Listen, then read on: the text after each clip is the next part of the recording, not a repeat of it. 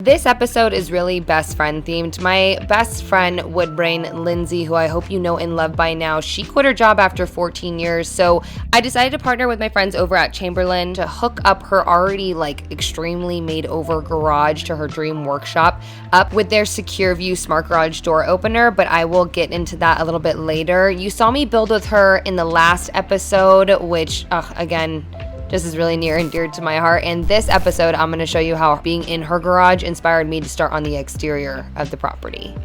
Out here, desert life, this is my garage. Okay, that's just off the hinges. All right, come take a look at this mess and let's clean it up. Do a little weekend refresh.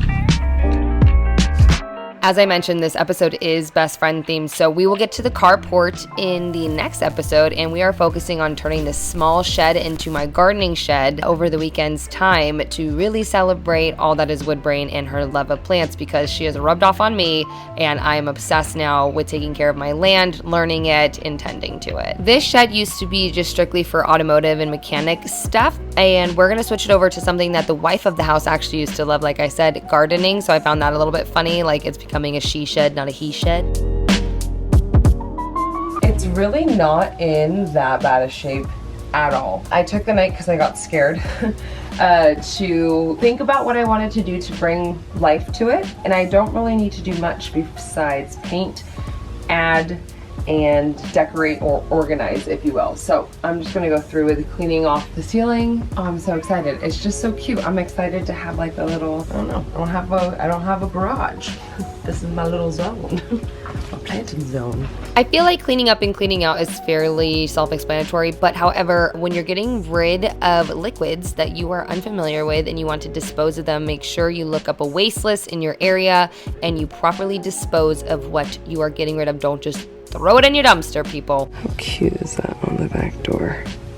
I wonder if Sadie or Shiloh did that. Going in with sanding blocks just to take the nastiness off. We're gonna go in with an 80, 120, 150 and mask it up. Even after cleaning it fairly thoroughly, I wanted to just go in with some sanding blocks and take off a layer of gunk that still felt like it was on there, which we will handle a little bit later. I think it's from the moisture of the exterior of the structure not being fully secured anymore after all these years. You get the point. Here she is, the woman of the hour. She actually quit her job. If you don't know who this is, I don't know what you've been doing on my channel. This is Woodbrain Lindsay, my BFF for life. She just went full-time content creator. So she basically, you flipped your garage into your dream garage. And I hooked her up with the latest from Chamberlain, the Secure View, which you've seen all over this video. But I wanted to let you guys hear from her, how she's gonna use it and what she loves, because she's had it for a little bit, and I'll let you take it away. But I wanna hold the tiny mic. It'd be awkward. Thank you for interviewing me today and coming to my beautiful dream garage. So as you can tell, it's bright in here, and I love how bright it is here. Yeah, but I will say that when I come in through the door before the lights are on, the sensor kicks on, so I get these two beautiful bright lights, which is just automatically I can walk in and not have to flip the lights. Turn off the lights and show the people how bright it is. So when she walks in, she just gets this, which is, so if I need to just grab something real quick, I don't have to flip on the lights. There's enough spatial light. Literally, this actually lights up the. It's good mood lighting right now. We'll do the second question with this. Okay, so lighting, number one. So lighting, that I can come in, boom. Second is the microphone. The microphone's pretty impressive, and also kind of funny that I didn't know that there was that feature until I got spied on. Yeah, but can you hear me? Do you want to FaceTime me if you can hear me? You can totally hear me? And now we're FaceTiming. Okay, it works. Okay, bye guys. Yeah, it's just been funny so that you can actually communicate through the speaker. And then thirdly, the camera. I love having security. I have 3 entrances in the garage. So at any point, I'm gonna get an alarm if this opened, but these are gonna give me motion if someone were to come in. So if I was at your house or on vacation and someone were here and opened up, it would give me a notification. So I love having that security of knowing what's going on in my garage at all times. The eye above, she has it at all times. So, I mean, short and sweet, but that's what it is. We love you guys. We just wanted to pop in and show you real time. Bye, friends. Peace out. Cheers. Cheers. Great deal. What a life.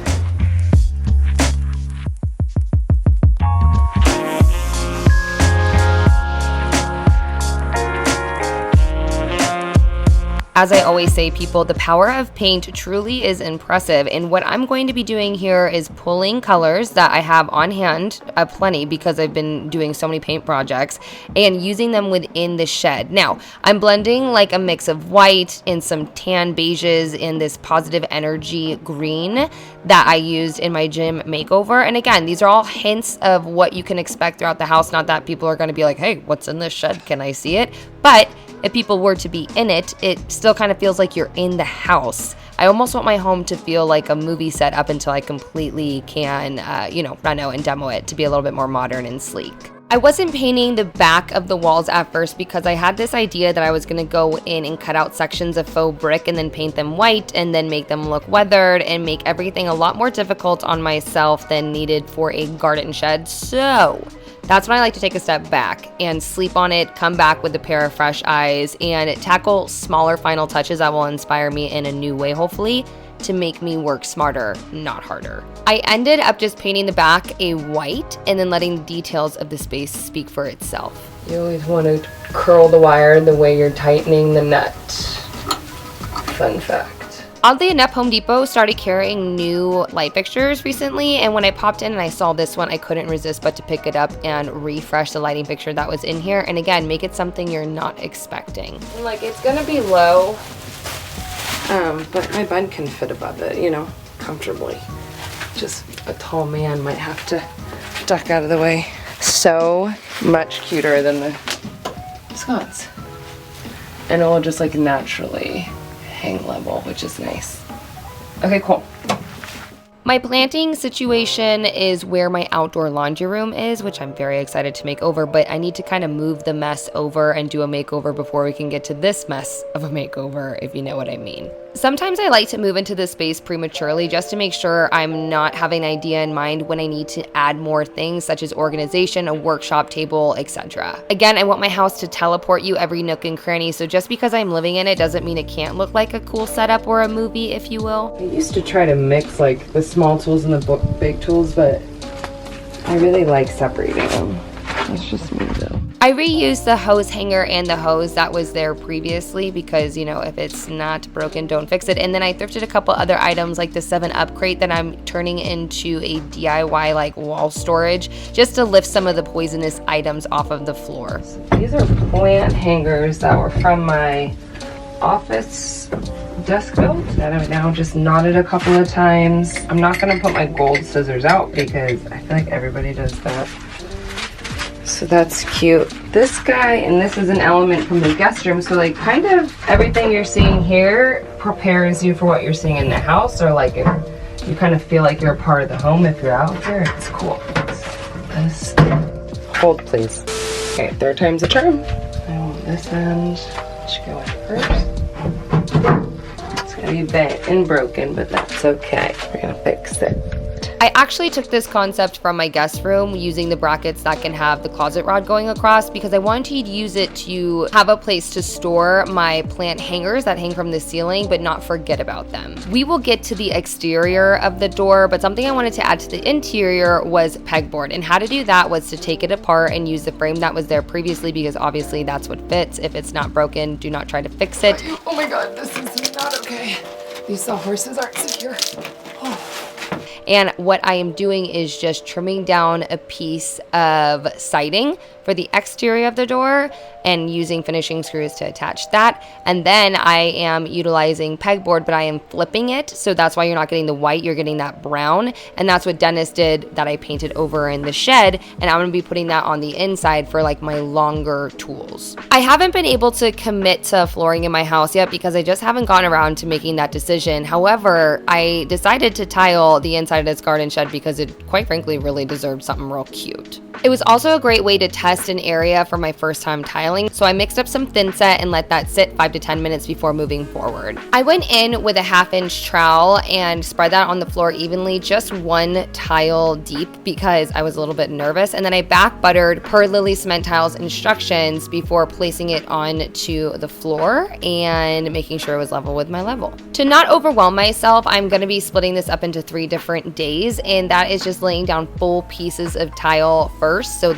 like tile tiling the entire thing isn't overwhelming, and I am using 1/8 inch spacers in between each one. The next day, I was joined by Miss Lindsay, and I picked up and invested in a rigid tile saw, which I'll link down below for you because it came in way handy here. And she actually cut down the smaller pieces needed to finish the tile job while I scraped up the thin set. Lesson learned that I should have wiped up the night before when it was there wet on the floor. Ooh, since we had to work with the moon, actually, since it's been too hot, that's what it looks like.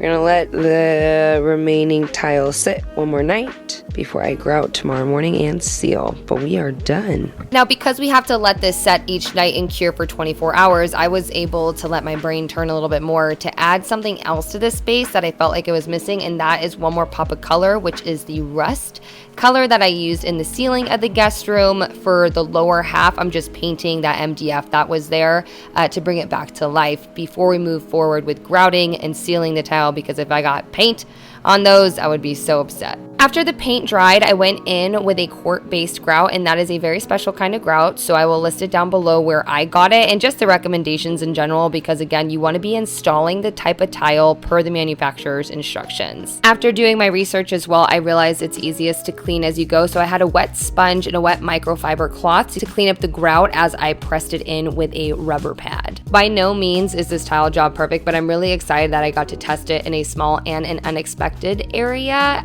There are a lot of things that I learned, like when the thin set is coming up in between the tiles, you want to make sure to get that gone as much as you can, because when you come in with grout, you will definitely see that if you choose a lighter color. Oy vey. Tiles I am using here are part of Lily Tiles 8x8 Sky series. It is Sky 3. Again, I've linked it down below for you. And to really just seal the deal here, we're going to be using their recommended sealer because they are cement tiles. Again, follow the manufacturer's instructions always. Well, the wind just blew the door open and bada bing, bada boom. But don't fear, let it dry. Don't try to like clean it up. I'm gonna leave it and we'll pressure wash it. I decided to add pots underneath the potting table, and there are some ones gifted from friends. There are ones from the previous owner. I'm in love and such a sucker for like vintage pots. I am oddly inspired by doing the garden shed first and then tackling the exterior. I think it makes me like super proud of what is on the inside, and I want it to reflect on the outside. And if I'm being honest, this makeover single-handedly made me completely inspired to tackle the exterior of my home and bring it back to life, because if you think about it, it's really just the power of paint and a little bit of patience that made this makeover like pack a punch, if you will. Remove the gardening aspect from it, or the landscaping, what have you, to tend to your land, and just replace it with what you need and utilize the pegboard all the way around. You have yourself a storage shed as well, so it's very versatile what you need it for. Like for instance, this was used for all his automotive stuff before. I do want to say thank you again to LiftMaster for sponsoring today's episode and surprising my best friend after 14 years of working her job and deciding to go full-time maker. I mean, what a way to really close out her dream garage makeover. If you guys want to see Lindsay's garage makeover, I'll link it down below for you. If you guys want any more information about the Secure View Smart Garage Opener, I will again link that down below for you. But I'm just gonna sit back and oodle at my garden shed and take care of my land and then get started on the exterior of the carport. 2 videos, 1 week. We are back at it again, and I am very excited for what is to come. I know I'm always saying that, but I feel like I'm always switching gears, and I'm just getting excited now, getting into the swing of things. I totally slipped up last video and did not do my Patreon shout out, so I wanted to thank Aurora, Nicole, Sarah, Aaron, Meryl, Donna, Adrian, Brianna, and 80. Thank you guys so much for the support over on Patreon. I'm having a blast over there. I will see you guys soon for my next DIY.